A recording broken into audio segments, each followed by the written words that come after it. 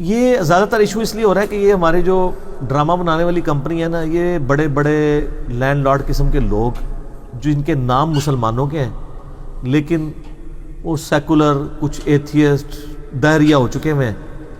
ان کو کوئی فرق نہیں پڑتا کہ خانہ کعبے کا ماڈل رکھا ہوا ہے ان کے گھر میں، خانہ کعبے کی تصویر رکھی ہوئی ہے یا وہ جو مورتی بھگوان کی بنائی ہوئی ہے اس کی، ان کو کوئی فرق نہیں پڑتا ان چیزوں سے.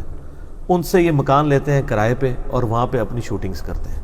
اور یہ کتنی بڑی بےغیرتی ہے کہ ہمارے ڈراموں میں وہ کلچر دکھایا جا رہا ہے. میں تو نہیں دیکھتا ہوں لیکن جو مجھے سننے میں ملتا ہے، جو پاکستان میں 0.00001% لوگ بھی نہیں ہیں جن کی زندگی اس طرح کی گزر رہی ہو.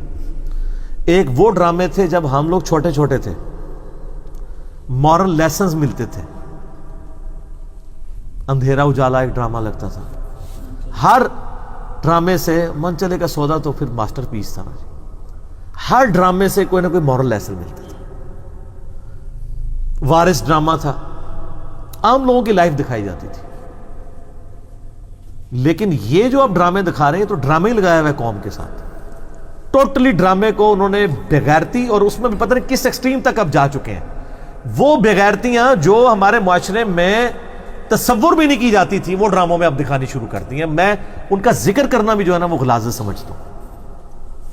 اور انہوں نے ڈرامے میں اس طرح کے بت اور یہ غیر محسوس طریقے سے انڈیا کے چینل تو بند کر دیے ہیں، خود انڈین کلچر پروموٹ کر رہے ہیں. تو یہ سر پی ٹی اے کو چاہیے اور پی ٹی آئی کو بھی چاہیے، صرف پی ٹی اے کو نہیں، پاکستان ٹیلی کمیونیکیشن اتھارٹی اور پاکستان تحریک انصاف کو بھی چاہیے کہ وہ نوٹس لیں ان ڈراموں کا. انڈیا کے خلاف تو ہم بہت بول رہے ہیں، انڈین کلچر جو یہاں پہ پروموٹ ہو رہا ہے.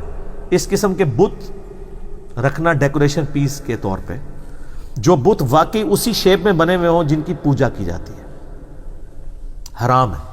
البتہ ایسے ماڈلز جو ہوں تو بت ہی، لیکن وہ والے بت نہ ہوں، ڈکشنری کے پوائنٹ آف ویو سے ہم انہیں بت کہہ رہے ہوں، اس طرح وہ ماڈل ہوں. جیسے کسی یہ باربی کا ماڈل، کوئی ایک گڑیا کا ماڈل آ گیا. اب یہ وہ ماڈلز نہیں ہیں جن کی لوگ پوجا کر رہے ہیں، بلکہ یہ بچوں کے کھیلنے کے ماڈلز ہیں. کسی گھوڑے کا ماڈل، کسی ہاتھی کا، کسی پرندے کا ماڈل. اب یہ وہ ماڈلز ہیں جس کی لوگ پوجا نہیں کر رہے ہوتے. یہ ماڈلز وہ والے ماڈلز ہیں جو لوگ خوبصورتی کے لیے سجا لیتے ہیں گھر میں، کسی کے ذہن میں وہم بھی نہیں آتا کہ ان کے آگے جھکنا ہے. تو یہ بالکل جائز ہے، کیونکہ بخاری و مسلم میں حدیث ہے کہ نبی علیہ السلام سے شادی کے بعد بھی عائشہ کہتی ہیں میں گڑیوں سے کھیلا کرتی تھی. نبی علیہ السلام نے کبھی منع نہیں کیا. اب گڑیا بھی تو فزیکل ایک بت ہی ہوتا ہے نا، ماڈل ہوتا ہے، لیکن وہ کھیلا کرتی تھی. اس کی عزت نہیں ہو رہی ہوتی، وہ تو پھر بچہ گڑیا اٹھا کے پھینک بھی دیتا ہے، اس کو سامنے رکھ کے جھک تو نہیں رہا ہوتا. اور پھر آہستہ آہستہ آپ جس طرح سوشل میڈیا کا دور ہے، آپ اپنے بچوں کو کیا تعلیم دے رہے ہوں گے، کہاں تک بات جا رہی ہوگی. وہ کہنے کو تو تھوڑی سی چیز نظر آ رہی ہے، لیکن اس کی وجہ سے جو ینگ جنریشن کے مینٹل ماڈلز بدل رہے ہوں گے ان ڈراموں کی وجہ سے، جو ان کے دماغ کے اندر. بچوں کو ڈراموں کی بجائے ڈاکومنٹریز کے اوپر لگائیں، نیشنل جغرافک کے اوپر، ڈسکوری کے اوپر، تاکہ ان کو خدا کا تعارف ہو. اس فزیکل فنامنا آف نیچر جو اللہ تعالیٰ کا فعل ہے، ان کو پتہ چلے اس فعل کا خالق کون ہے. اللہ. Allah is the only explanation of all the physical phenomena in this universe. Sir میں تو ڈسکوری اور نیشنل جغرافک جب دیکھتا ہوں تو سر مجھے جو اللہ کا تعارف ادھر دیکھ کے ہوا ہے وہ کسی اور چیز سے نہیں ہوتا.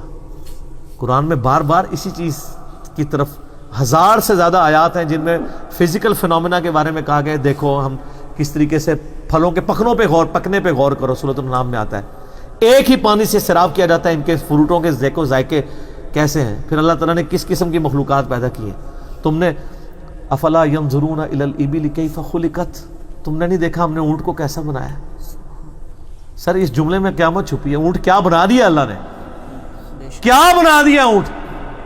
1 مہینے تک کھائے پیے بغیر سفر کرتا رہتا ہے، ریگستان میں پانی سٹور کر لیتا ہے. اور کتنا سخت جانور ہے وہ. اللہ نے اس کو ڈیزائن کیا ہے ریگستان کے لیے. گھوڑا ریگستان میں جا ہی نہیں سکتا.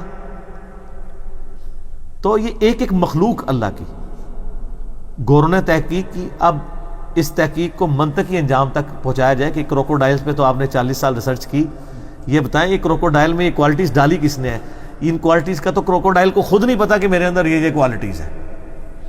تو جس کروکوڈائل کو یہ نہیں پتا میرے اندر یہ خاصیتیں ہیں, وہ ان خاصیتوں کا کریٹر تو خود نہیں ہو سکتا.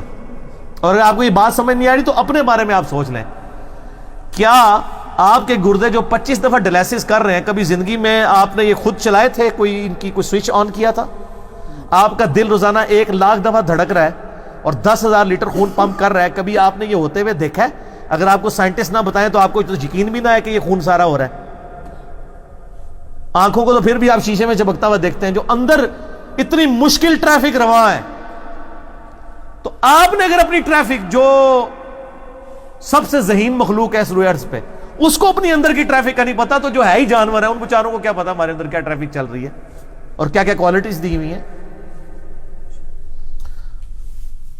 لائف ان ڈیپ اوشنز, آپ ہارون جائیے کی ویڈیو دیکھیں سر, 10-10 کلومیٹر نیچے ایسی ایسی مخلوقات ہیں سمندر کے اندر, ان کے اندر وہ سسٹم ہے, بندہ حیران رہ جاتا ہے. آج کل کی جو لیٹسٹ آپ دوزوں میں, سب میرینز میں جو سسٹم انسٹال کیے گئے ہیں نا, ایگزیکٹ وہی ڈیزائن ملینز آف ایئرز سے ان کے اندر موجود ہے, اوپر اور نیچے آنے کے لیے. وہ سائنٹسٹ حیران ہے کہ ہم اس کی بجائے اگر ہم پہلے ہی 10 کلومیٹر نیچے چلے جاتے تو ہمیں آپ دوست بنانے میں اتنے 100 سال نہ لگتے, ڈائریکٹ کاپی کر لیتے, جس طرح پرندوں کو کاپی کیا.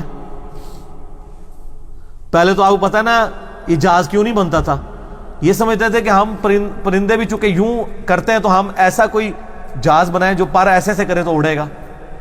لیکن بعد میں انہوں نے آبزرو کیا کہ یار کئی پرندے تو گھنٹوں بغیر پر پھیلائے بھی اڑتے رہتے ہیں. وہ کیسے اڑ رہے ہوتے ہیں؟ وہ ایئر کی ایسی سٹریمز کو دریافت کر چکے ہیں, یا اللہ نے ان کی دماغ میں, جو قرآن میں آتا ہے, ہم نے شہد کی مکھی کو یہ چیز الہام کر دی ہے کہ اللہ کے بنائے ہوئے راستوں پہ چل. وہ چلتی ہے پھر واپس آتی ہے, کتنی دور سے واپس وہیں آ کے بیٹھتی ہے. اور سر وہ جو بنا رہی ہے نا, وہ تو کوئی بنا ہی نہیں سکتا شاید, ٹھیک ہے. تو وہ سائنٹسٹ نے کہا نہیں, ایسے بھی اگر پر رکھے جائیں نا تب بھی ہم اڑ سکتے ہیں. اس کے لیے ایئر سٹریم ہمیں وہ والی چاہیے, تو لیکن وہ ہائر لیول کی چاہیے کیونکہ جہاز کا وزن بہت ہوتا ہے. پھر انہوں نے اس کے نیچے وہ انجن, جیٹ انجن لگانے شروع کیے کہ وہ مصنوعی طور پہ وہ ہوا کریٹ کر لیں اور وہ ایروفائل سٹرکچر ایسی دیں کہ وہ اڑتا رہے, جہاز اڑتے رہے. اچھا اب دیکھیں کتنی بڑی پھر بھی ان سے ایک مسٹیک ہوئی کہ آلموسٹ, آپ کو پتا ہے پچھلے کچھ عرصہ پہلے ایویشن کا 100 سال منائے گئے ہیں. یہ 21ویں صدی کے اندر آ کے 2004 یا 5 کی بات ہے, کتنے جہاز, بوئنگ 747 کی پہلی فلائٹ 70s میں شروع ہوئی ہے. 40 سال تک سائنٹسٹ کو یہ بات نہیں سمجھ آئی ہے کہ وہ ایک چھوٹی سی الٹریشن کریں اگر پر کے اندر تو ان کا 10 سے 12% فیول بچ سکتا ہے. 10 سے 12% فیول وہ آ کے انہوں نے 2005 یا 7 کے اندر کی ہے. اور وہ خبر بھی سارے چینلز پہ چلی تھی کہ جی آندہ کے بعد سارے جہازوں کے پروں کے ڈیزائن چینج ہو گئے. لیکن ان لوگوں نے کبھی چیل یا کووں کو یا عقابوں کو اڑتے ہوئے دیکھ لیا ہوتا تو ان کو یہ 100 سال نہ لگتے. اب تو دیکھ لیتے یہ. وہ کیا, اب دیکھیں لیٹسٹ جتنے بوئنگ کے ایئر بس کے جہاز آ رہے ہیں نا, یہ ایئر بس A380 جو دنیا میں سب سے بڑا جہاز اس وقت ہے, اس کے آپ نے پر دیکھے ہیں کہ پر اینڈ پہ جا کے یوں کیا ہوا ہے. پرانے جتنے ہمارے جہاز ہیں ان کے پر اینڈ پہ ایسے ہیں. اب جو آ رہے ہیں نا وہ اینڈ پہ ہلکے سے اٹھے ہوئے ہیں. وہ جو ہلکا سا اٹھانا ہے نا بالکل ایج پہ. ابھی بھی دنیا میں میجارٹی جہازوں کے نہیں اٹھے ہوئے کیونکہ پرانے چل رہے ہیں نا, تو پر چینج کرنے میں بڑا پیسہ لگے گا. سعودی ایئر لائن نے آلموسٹ اپنے چینج کر لیے ہوئے ہیں. پاکستان میں جو نئے والے ہیں وہ ہے پرانے ابھی بھی سیدھے ہی ہیں, ابھی بھی 10% فیول ضائع ہی ہو رہا ہے. اچھا وہ ورٹیکس, یہ جب جہاز اڑتا ہے نا تو اس کے ساتھ ایئرفائل سٹرکچر, چونکہ میں نے فلوئڈ ڈائنامکس ہمارا ٹاپک بھی تھا میکینیکل انجینئرنگ میں, اس کے نا یہ کارنر سے ایک ورٹیکس بنتا ہے ایئر کے اندر, نہ نظر آنے والا بھنور. وہ ریزسٹنس کرتا ہے جہاز کو اڑنے میں. اگر تھوڑا سا پر اینڈ پہ ہلکا سا ایسے اٹھا دیا جائے وہ ورٹیکس ختم ہو جاتا ہے. اس کی وجہ سے جہاز کو آگے جانے میں ریزسٹنس ختم ہوتی ہے اور 10 سے 12% فیول بچ جاتا ہے. تو سر یہ چیلیں کبھی آپ نے دیکھی نہیں ہے, ان کے پر اینڈ پہ ہلکے سے اٹھے ہوئے نہیں ہوتے. لیکن ادھر تک یہ تو سر آپ نے مسلمانوں نے ان کو بتانا تھا. چلو جہاز نہیں آپ کے بزرگوں سے بنا, تو جب جہاز بن گیا تھا 80 سال تک اتنا دنیا کا فیول ضائع ہوتا رہا. ایسا سارا مولویوں کو پوچھا جائے گا کہ یار اللہ نو تسی اینڈ تے ویکھ لیا, ہلکا جا اگے جڑا اینڈ جو ہے وہ بھی ویکھ لیندے, فیول بچ جاتا.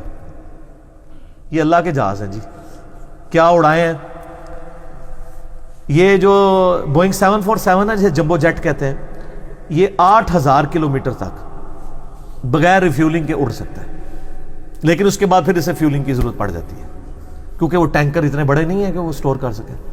اور سر اللہ نے جو اپنے جہاز چھوڑے ہوئے سرخاب جسے کہتے ہیں آپ، ہر سال رشیا سے آلموسٹ 8-10 ہزار کلومیٹر وہ اڑتے ہیں، وہاں سے یہاں پہ آتے ہیں، ان کو بھی پتہ ہے کہ اب سردیاں شروع ہو گئی ہیں، ادھر آنا ہے، اور جب وہاں پہ سردیاں تھوڑی کم ہونا شروع ہوتی ہیں تو پھر وہ واپس چلے جاتے ہیں، اور اس دوران وہ نہ کھاتے ہیں نہ پیتے ہیں، ہوا میں ہی رہتے ہیں، سوتے بھی ہوا میں، وہ ایسی ایئر سٹریمز میں اڑتے ہیں کہ ان کو یوں بھی کرنے کی ضرورت نہیں پڑتی، میلوں اڑتے چلے، گلائڈ کرتے جاتے ہیں۔